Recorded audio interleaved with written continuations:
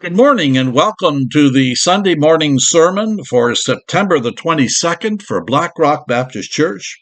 We've been working our way through a study in the life of Moses, and we finally come to sermon number 14. And this is the end of this particular series of messages. We're going to be talking about passing on the torch. Today we come to the close of our study in the life of Moses as we see him.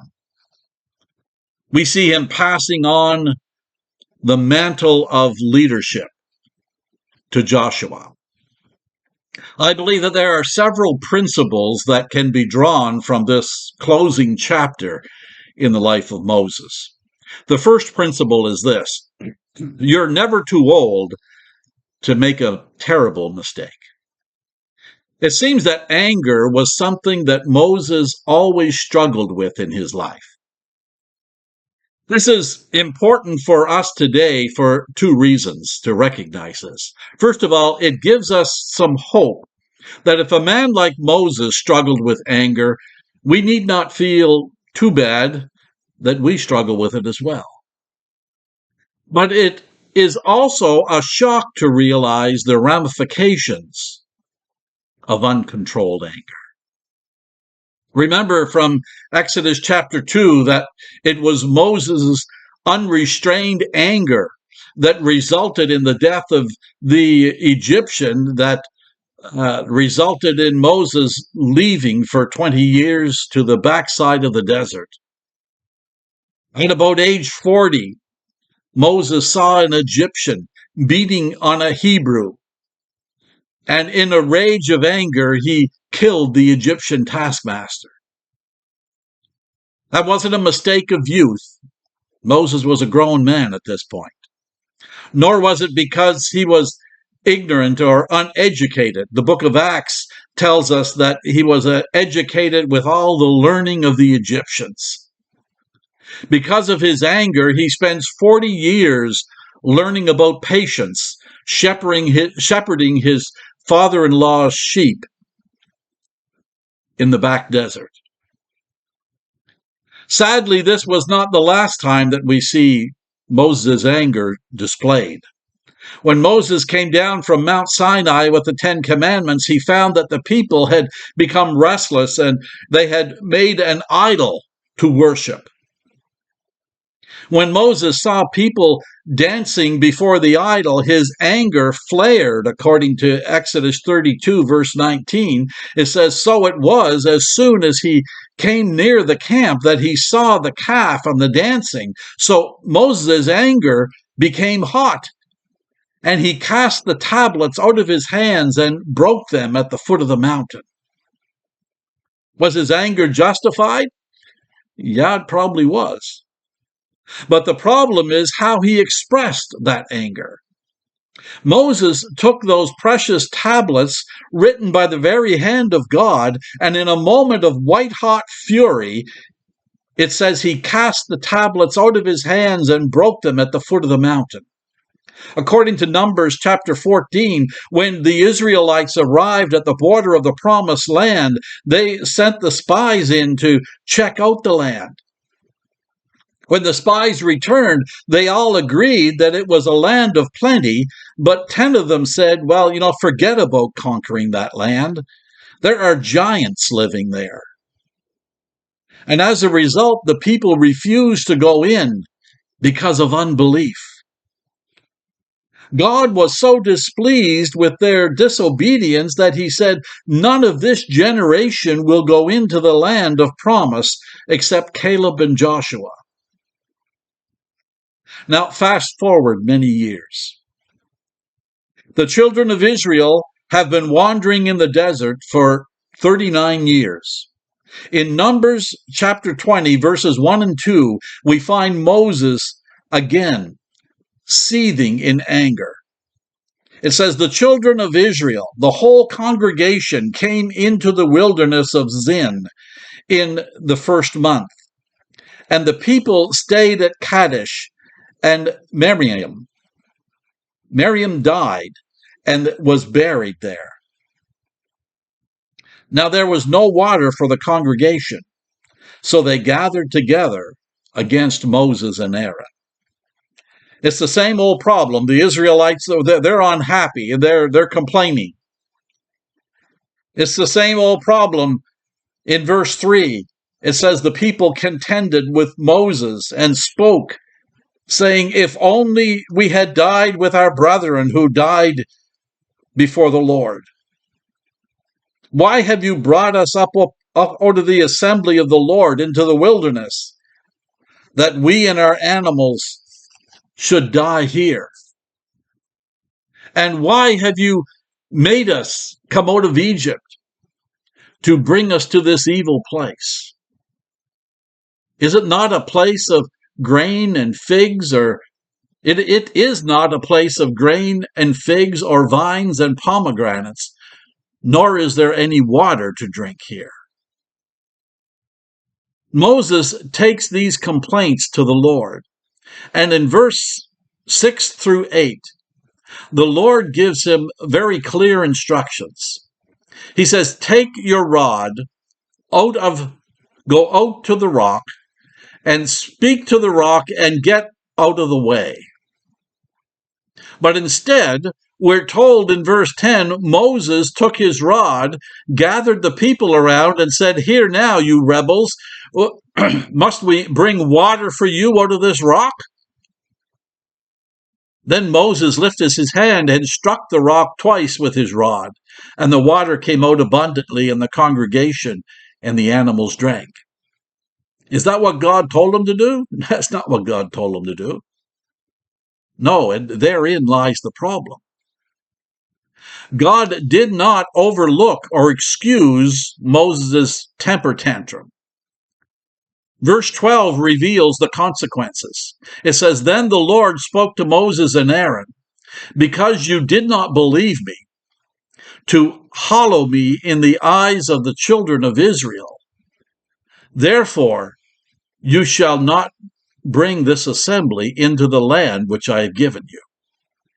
God told Moses, because of your sin, you will not be allowed to personally guide the children of Israel into the promised land.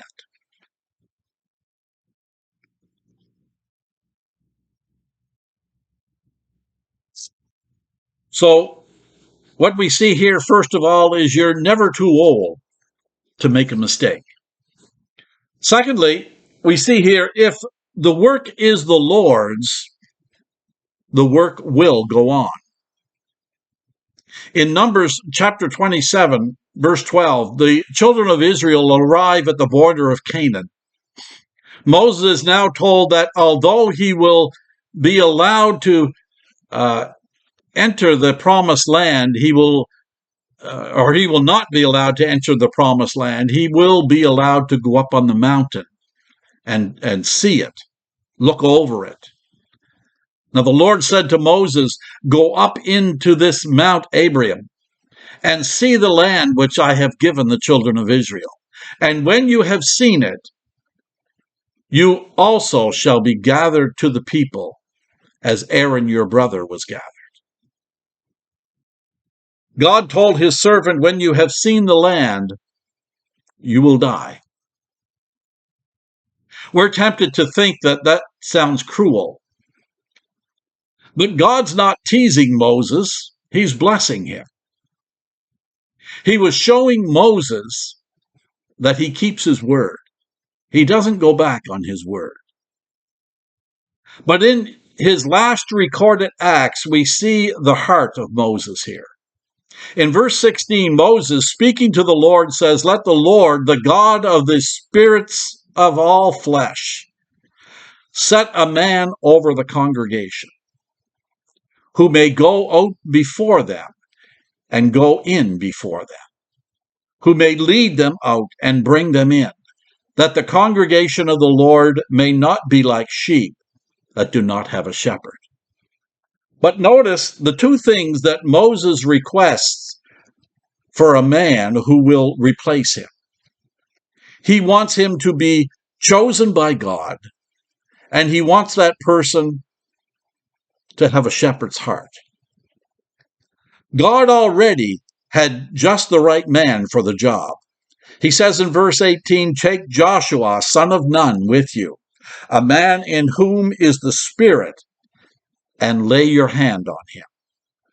God already had a man in place to carry out the work. There's much that can be learned about making a successful transition in leadership through the model of Moses and Joshua.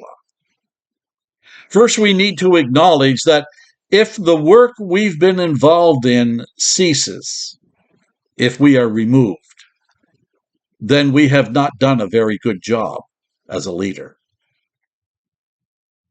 Way back in the shadows of our mind, our ego would think, or would like to think, that, this organization couldn't continue on without me.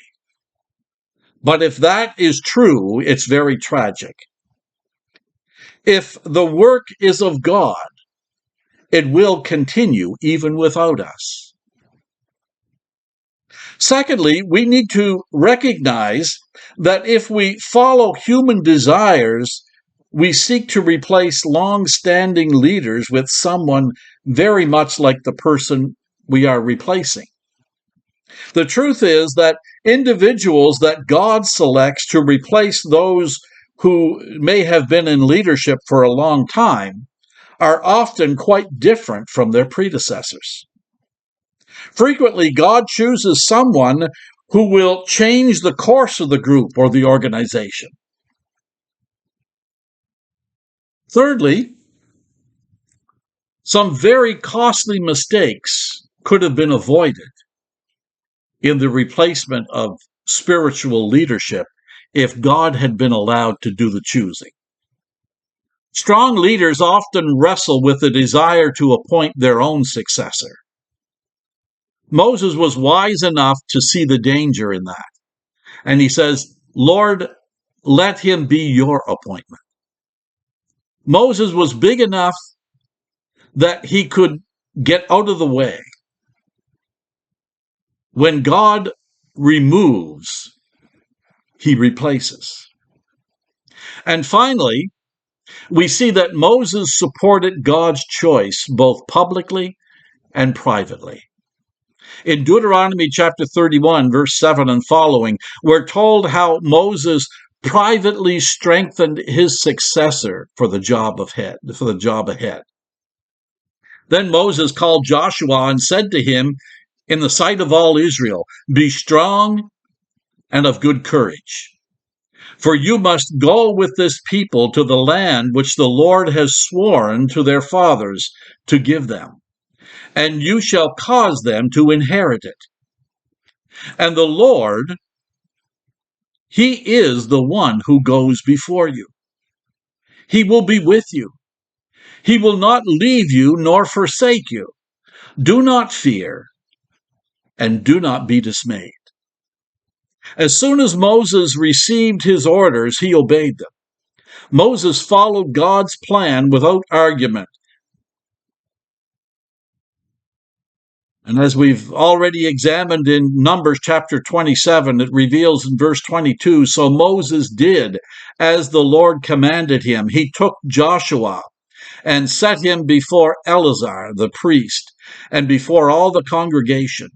And he laid his hands on him and inaugurated him, just as the Lord commanded by the hand of Moses."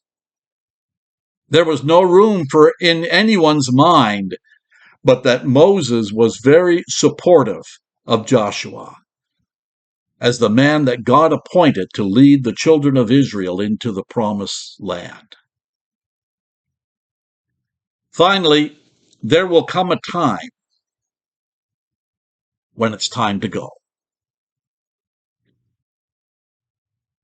When we get to Deuteronomy chapter 34, God gives us the details of the death of Moses. Verse 1 says, "Then Moses went up from the plains of Moab to Mount Nebal, to the top of Pisgah. Mount Pisgah reaches a height of 4,500 feet. From that height, he was able to see into the promised land.